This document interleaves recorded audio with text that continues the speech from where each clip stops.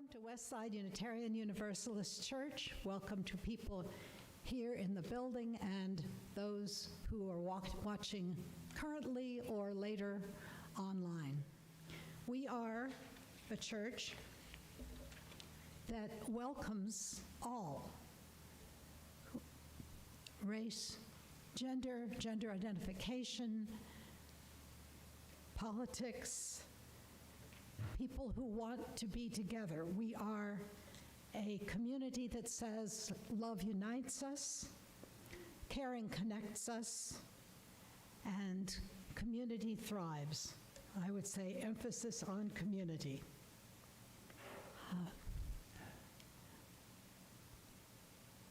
There are a lot of announcements in your order of service or scrolling across your screen if you're watching online. I'd like to call your attention in particularly to one because more is needed than is saying here. Volunteers needed to distribute trees on March 16th.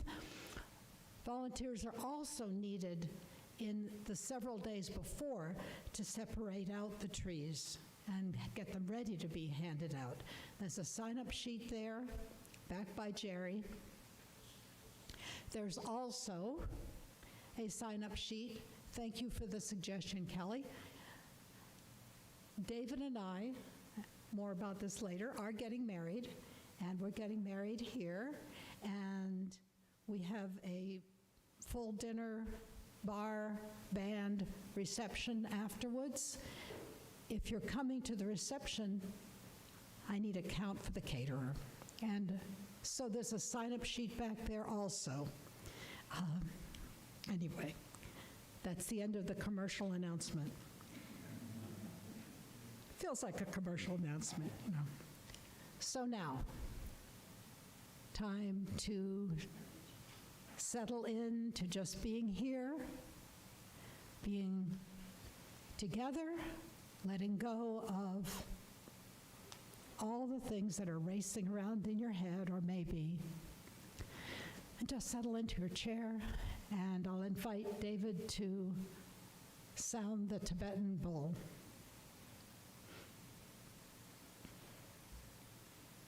Yes, sit back, feet on the floor, relax. Yes, relax. And I'll bring it 3 times.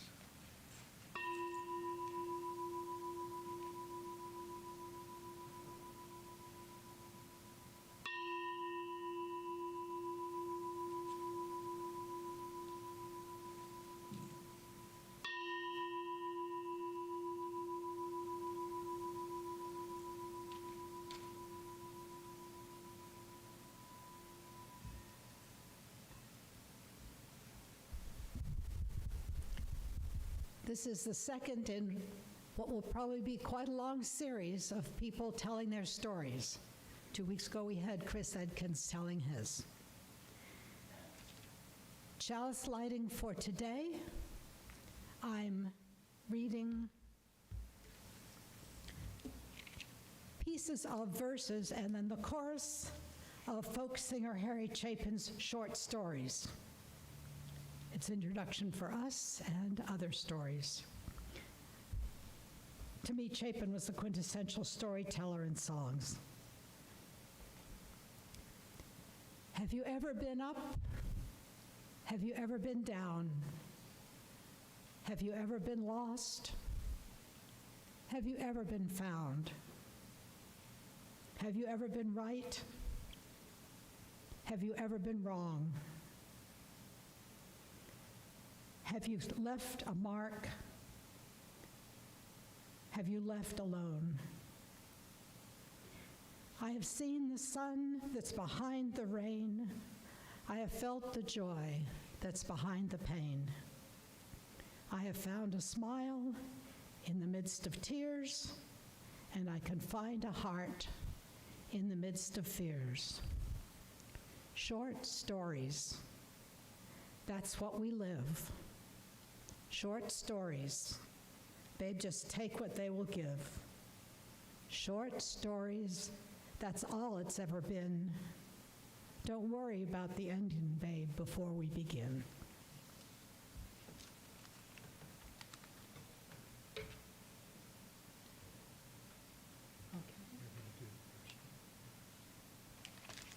In addition to lighting the chalice, we have started lighting 2 candles, one of concerns and one of joys.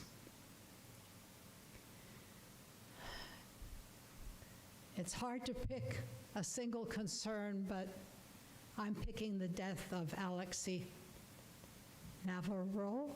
I'm saying it wrong, I know I am. Pardon? Navalny, thank you.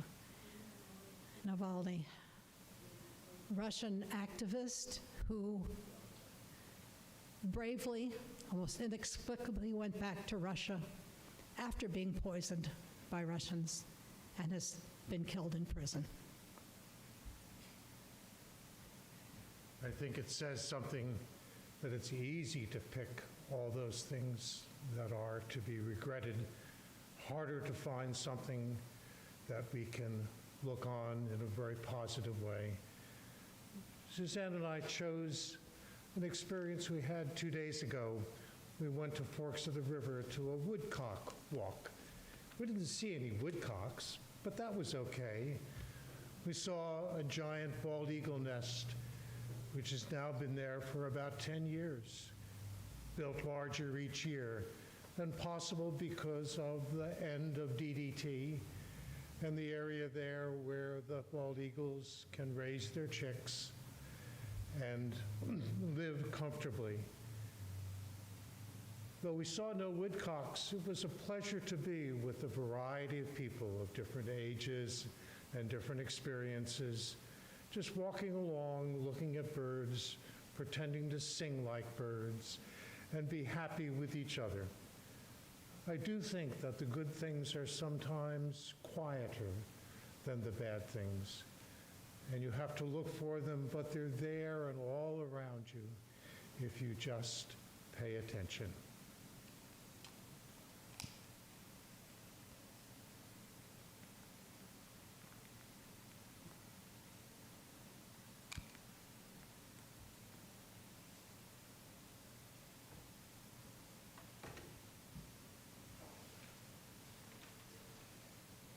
And now for what I hope is your pleasure, we have for you the Fab Four Twice Two.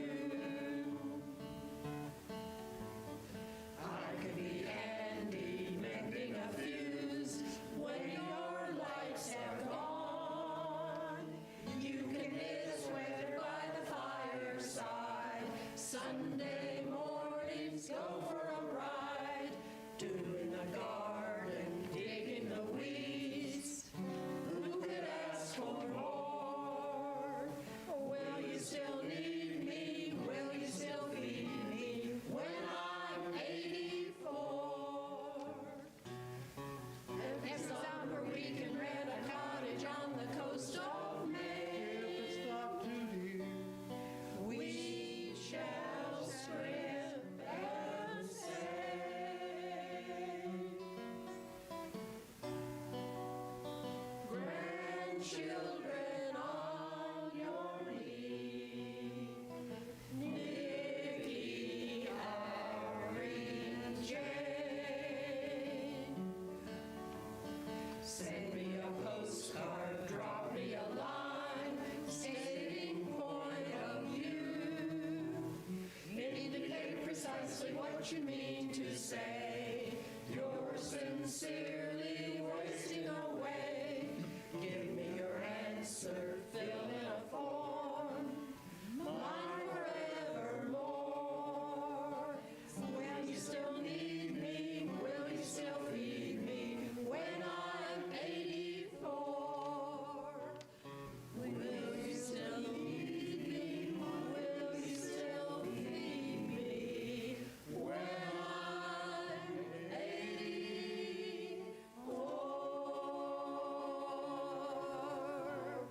Yeah, yeah, yeah. She loves you, yeah, yeah, yeah. She loves you, yeah, yeah, yeah,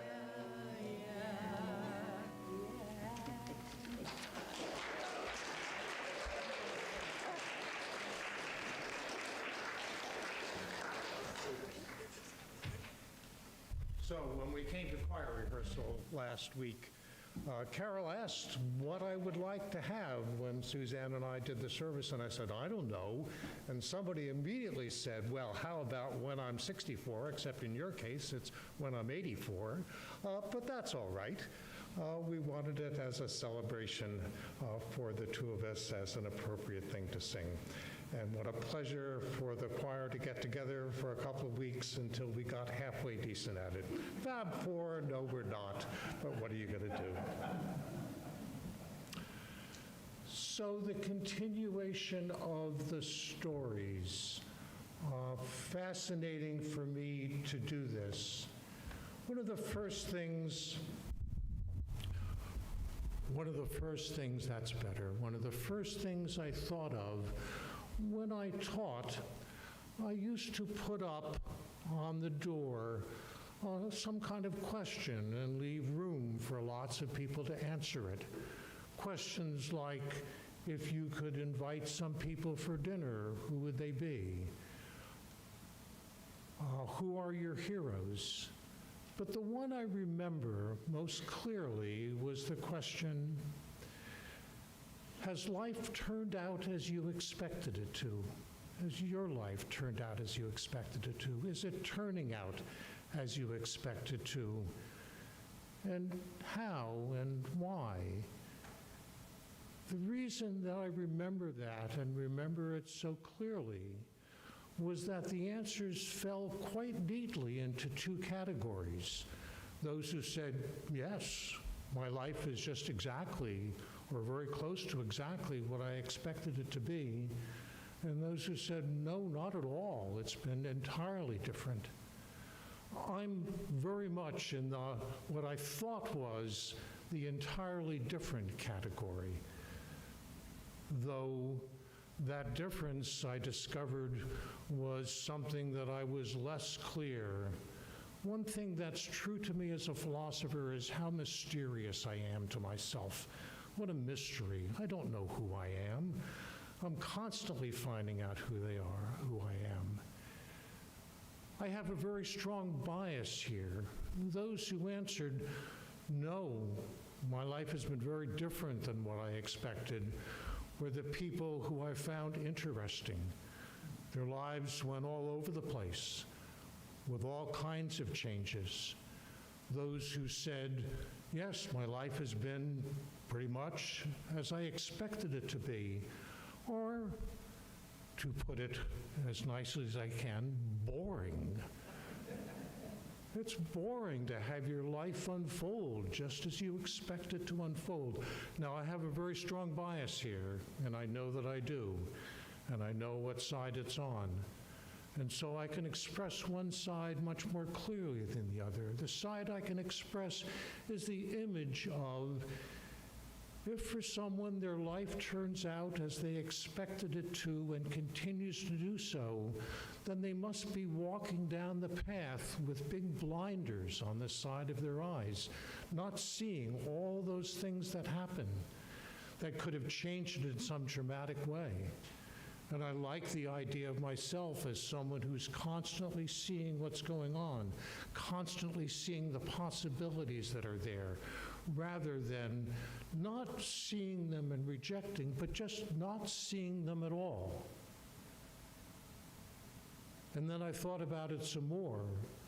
And the next part was even more striking to me, and that's one of the pleasures of doing things like this, those things I find out about myself and my life that I had been oblivious to in the past. Those ways in which my life did turn out to be exactly what I expected it to, but I didn't notice that, because here I was the one who had the blinders on and not seeing the ways in which I had restricted all kinds of possibilities. So what are the examples of this? And I'll give you two that are particularly striking to me. One in which this picture of life going in a direction that I never expected it to, and then the second one where life actually did just follow the same pattern it had followed before, but of course I was too blind to see that that was happening and thought I was making it up as I was going along, when as a matter of fact that is not what was happening. So the case of change has to do with myself and Westside. Our minister 2 ministers ago, Mitra Jafarzadeh, was a colleague of mine at Pellissippi State. As a matter of fact, she had never taught until she came here, and when she got the job at Pellissippi, when she got the ministership here at Westside, she decided she wanted to do something else. She wanted to teach, and because I had taught a course in world religions, the head of the department asked me if I would talk with her, and I did so, and talked about the possibilities of it. And she came, and she really revitalized the philosophy department, which was 8 people, pretty large for a small community college. And we got together and had different sessions, and then after a while, she asked me if I would come and give a sermon here at Westside. Now, in the typical lingo, I had been unchurched for more than 50 years, more than a half a century. I never went to church except for funerals and weddings. You do that, of course. I never went to church for any purpose at all, and I used to tell stupid kinds of jokes. Well, I'm too busy doing the New York Times crossword puzzle on Sunday morning to do something else, and after my brother-in-law said, boy, what a load of that is, obviously there are other things going on beside that. And when she asked me to do that, I thought that would be fun to do. I will just go, and of course I'll never come back. But then I did, and one of the first things I realized were this is a group of my kind of people. People who are always open to new possibilities, people who always like to learn about new things, people whose life constantly is going in directions and to be the kind of person that you never thought you were and never expected to be. And so I started to get to know more people. That was now 11 years ago. Hard to believe that that much time has passed by. Mitra left shortly after that for a lot of old reasons there's no reason to go into. But as she was imagining what her life could be like, and I stayed and became a happy member of this congregation. So that's my case of I went from unchurched for a half a century to someone who, if I'm in town, comes every Sunday here to happily listen to other people and listen to their explorations, their thoughts about themselves, chat afterward around coffee for different kinds of things. And I was able to say to myself with considerable, if not particularly admirable self-praise, look at me. I'm someone who just opens his eyes to new possibilities as they occur and take advantage of that. And I never know what life is going to be like. The imagery is quite clear. You're kind of going along and something appears and you say, I wonder what it'd be like to live like that. I wonder what it'd be like to be that kind of person. Aren't I wonderful? I'm not already fixed into being a particular kind of person. That's my example in my story of how I ended up here, and ended up right here, as a matter of fact. The second story was much more enlightening to me, imagining myself as someone who was constantly doing one thing and another. I was a teacher for a while, and then I was a gardener for a while, and then I started my own landscaping business, and then I moved here and became pretty much a full-time father when my last child was born at age 50, which was a pretty neat thing to happen. All kinds of things like that, all kinds of things in which I could imagine how open and observant and listening I was, thinking to all the things that I could be. Thank goodness, I said to myself, that I'm not somebody who's fixed into one particular way of living and one particular way of being. Ha! And then, almost exactly 5 years ago, my wife of 45 years died, and I retired at the same time, so my life changed pretty dramatically. What did I do? In retrospect, though I saw it not at all at the time, I started looking for someone else to marry, which at age 80 was a fairly strange thing to do, and I didn't know that I was doing that. I thought I was just a friendly person, getting to know new people, know something else was going on, and what was going on was I was used to being married. I was used to having a special person in my life. I was used to this way of living, this way of relating, this way of being. And I was so used to it, I just closed my eyes to the possibility of doing something else, though I did not know that what was happening. So when this gorgeous woman asked if I would like to go out on a date, it's not a surprise that just 3 years after that, we are going to get married, because that's who I am. I'm a marrying kind of person, and I like that kind of thing. That was what was so fascinating about thinking about my story, how blind I was to fundamental things that are going on. I do think it is true generally that people like to feel that they have options, that they choose out of different possibilities. This is a particularly powerful American myth. Other people in other countries and other places are rooted in the family, rooted in the culture, rooted in the beliefs and values and so on that they have been raised as. But not we Americans. We Americans are always looking for new possibilities and really like to feel that we have some power and some control over choosing different ways to be and different people that we can be. Not so, I don't think. I think we're just influenced in a different way. And it's, I think, always interesting to see those kinds of ways in which if you think that you're open, you are not. It is worth adding that in addition to being an American myth, it is certainly a UU myth, that we are, and myths are not false things, they're just stories about who we imagine ourselves to be. It is a UU story that we are people who are always looking for new ways to be religious or wondering about whether we should be religious ourselves.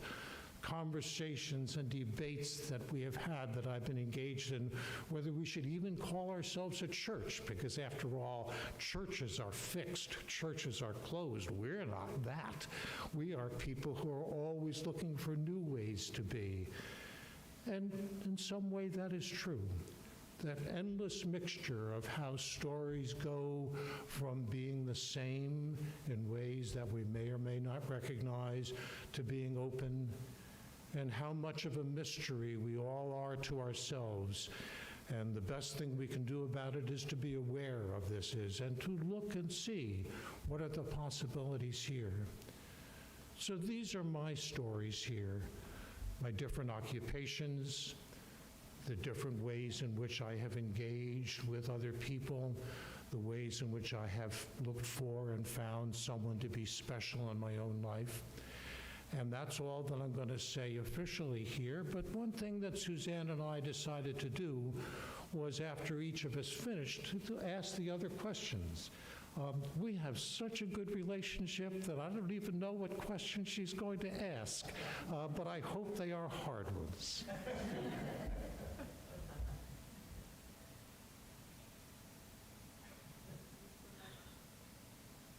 You probably need to come up here. Yeah, well, and I'm not so much thinking of questions now, but this is an observation. We have a lot in common. Our PhDs, our faculty stuff, our UU. He's a philosophy teacher, faculty member. I'm a psychologist, and you can tell the difference, because as you were talking about my patterns, I thought, and your father did the same thing, right? Wife dies, marries another one. Wife dies, marries another one. Did not want to be living unmarried. Felt normal to you. Yeah. Yeah. So. Can I make a comment on that? Yeah. Yeah, it was, in each case, it was through death, not through divorce, that my father married his second and third wives. But the third one was somebody he was actually engaged to 50-odd years before, and he somehow managed to find her and looked her up, and had drove to see her and courted her rather assiduously. And he said to me, I've lived with a woman all my life. I am not about ready to live by myself. He was more aware of what was going on in him than I was in me. And that's one of the endearing things about him. You can say things like that to him, and he goes, yeah, I guess so. Okay. How did I get it? I'm not going to be doing the kind of general frame like the philosophy does. I'm doing story, personal story. How did I get here to Westside? My family, see, there, it sounds like a psychologist talking, doesn't it? Goes to her family right away. Dad was an adamant atheist. Mother was an apologist for church, but really, she'd say, I'm a nature worshiper.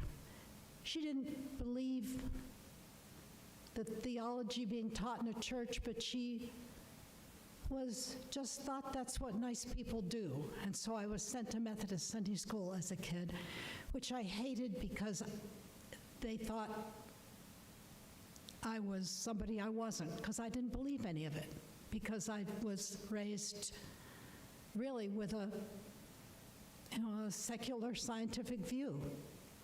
So it was really uncomfortable. So I did not like the idea of church. I did go, well, anyway, that's an aside, but I was uninterested in church for a long, long time. When I was,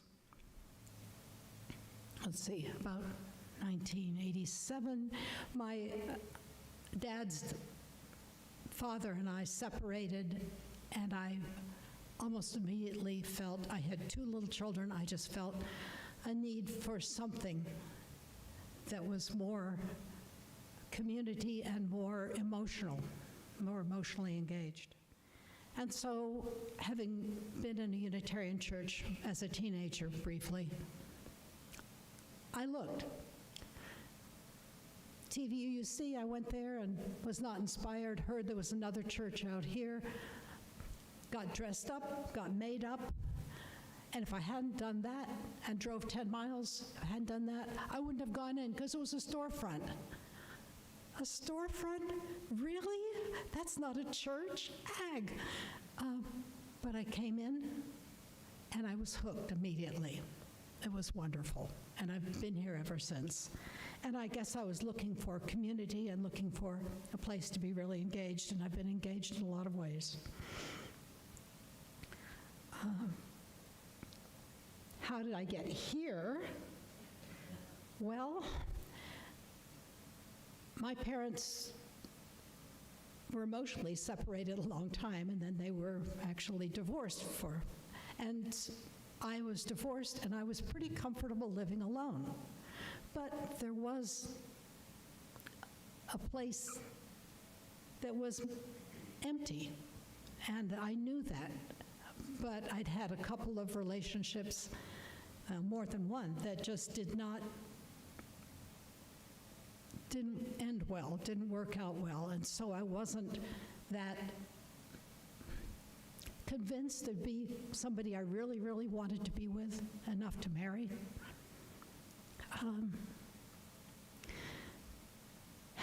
And yes, I asked David out for coffee, and he didn't tell you, but he ignored my first 2 or 3 overtures.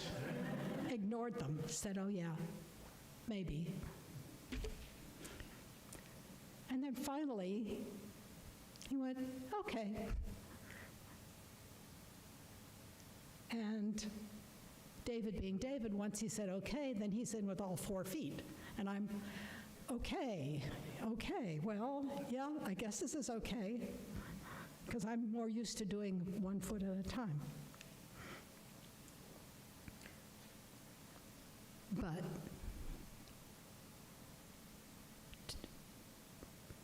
to reiterate what I said during announcements, we are getting married March 30th.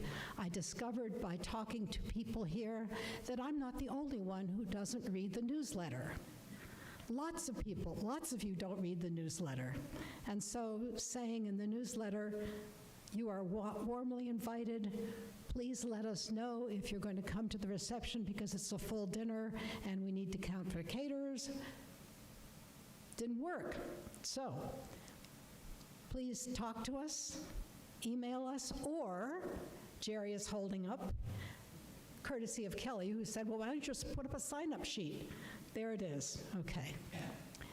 If you're just going to come to the service here, we don't need that, but for the reception, because it is, yeah, caterer needs it.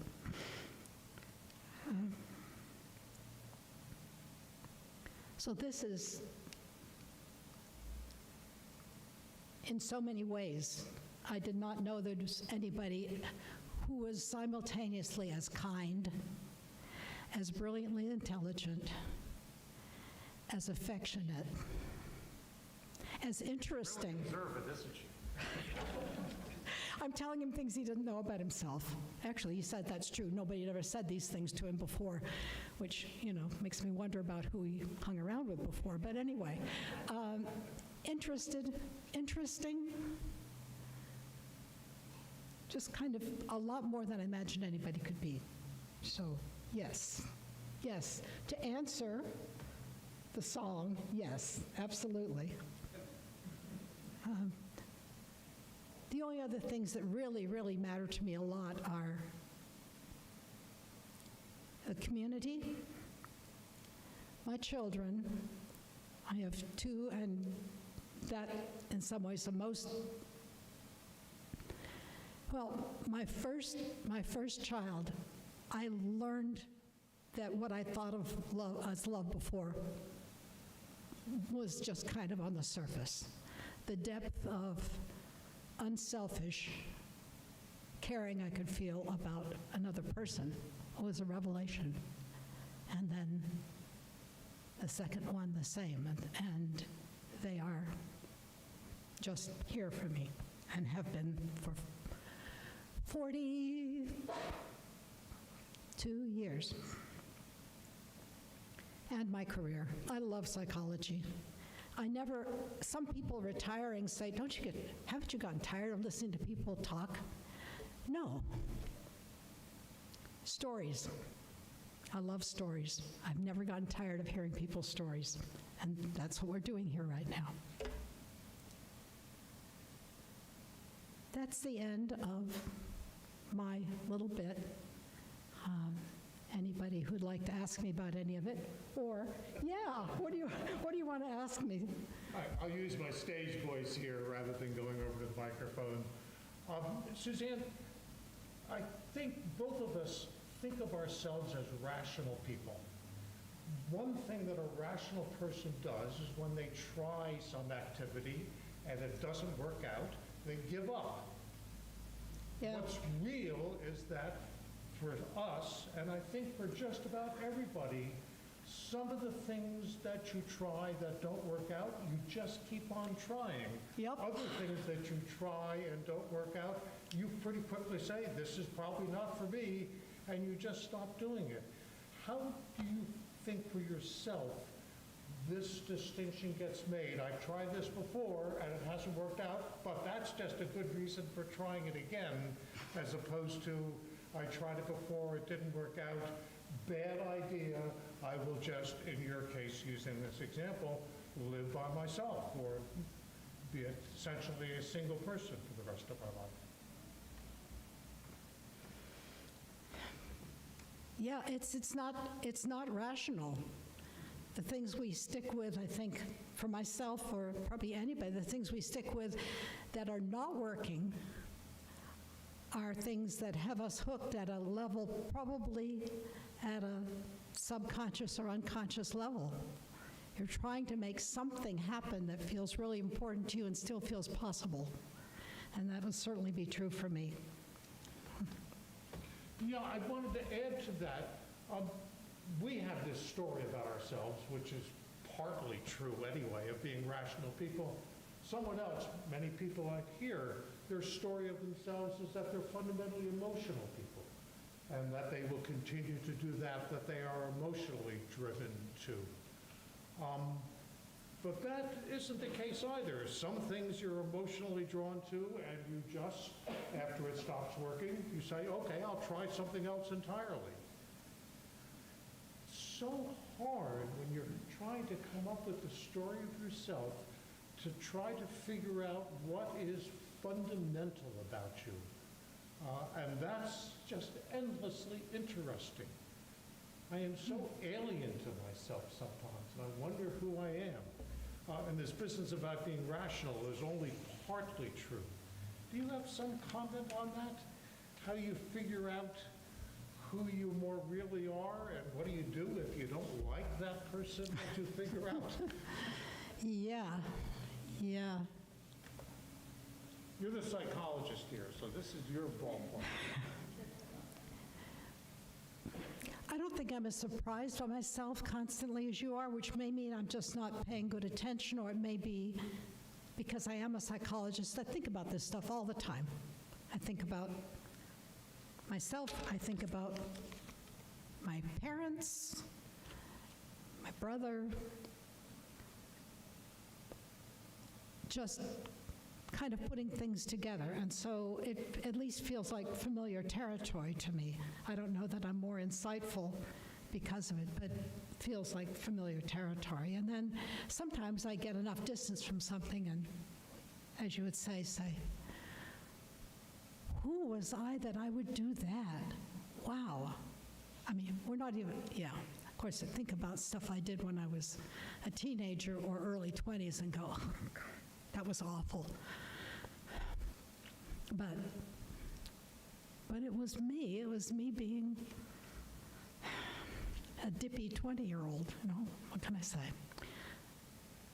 I think we need to be stopping. I think this is a good deal longer probably than we intended to talk. Would anybody else like to ask any questions about the odd stories and so on that we have tried to tell? We have a microphone here, so. Yes. Here, Judy, would you take that over? Microphone coming over.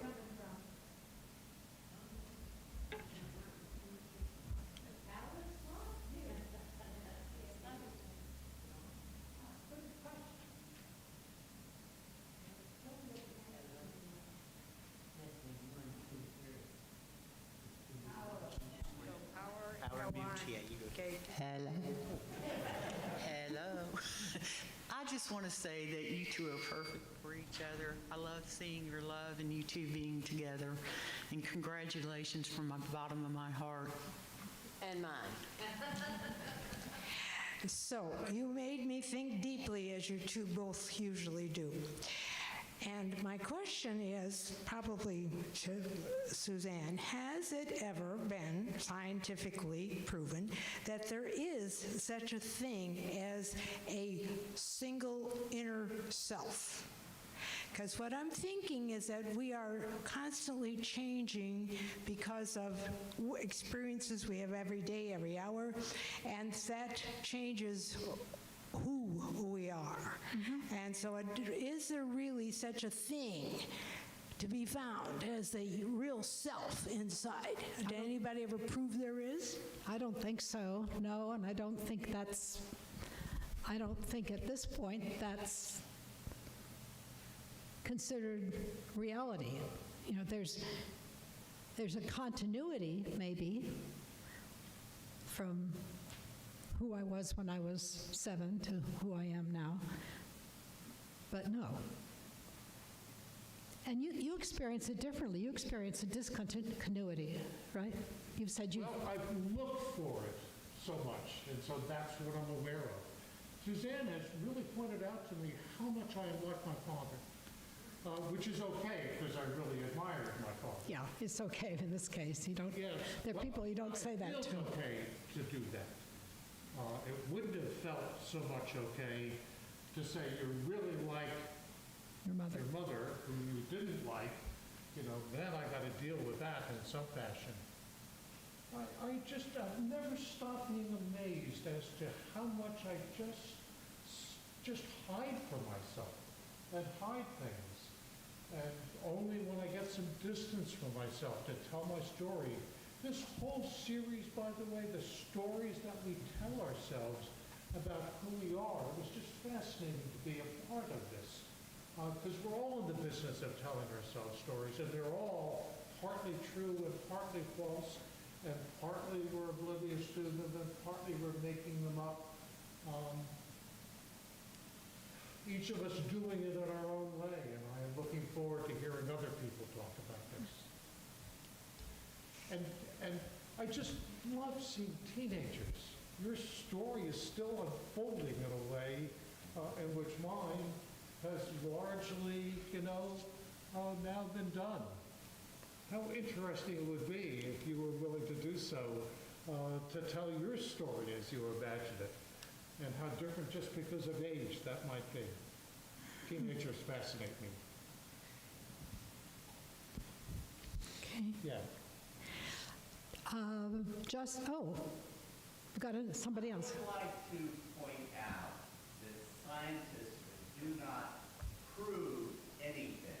They only disprove things. In 1919, there was a solar eclipse. Newton's theory of gravity did fail to predict that the mass of the sun would bend a beam of light. Einstein did. So now we have disproven Newton's theory of gravity, and Einstein's theory remains the only one standing. That doesn't mean it's been proved. It's just there's no better option. And there's the kind of continuous self-correcting process of science. Even a disproving can, down the road, somebody say, the way that was investigated doesn't really work.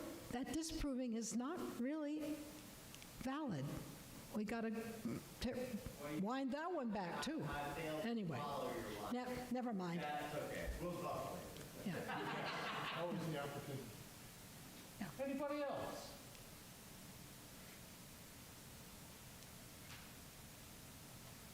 Yes. Can't wait till March and the big day. Yeah, thank you. Thank you. I'll cry.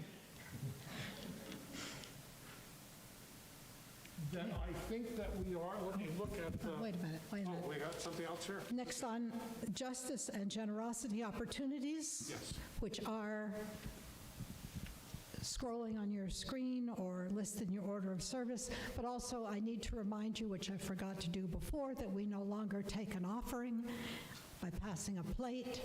It's a box at the back. Jerry's pointing it. Jerry's a great, great visual aid to at the back. Yeah.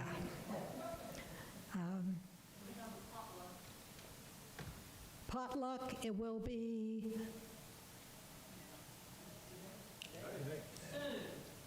soon. In 13 minutes.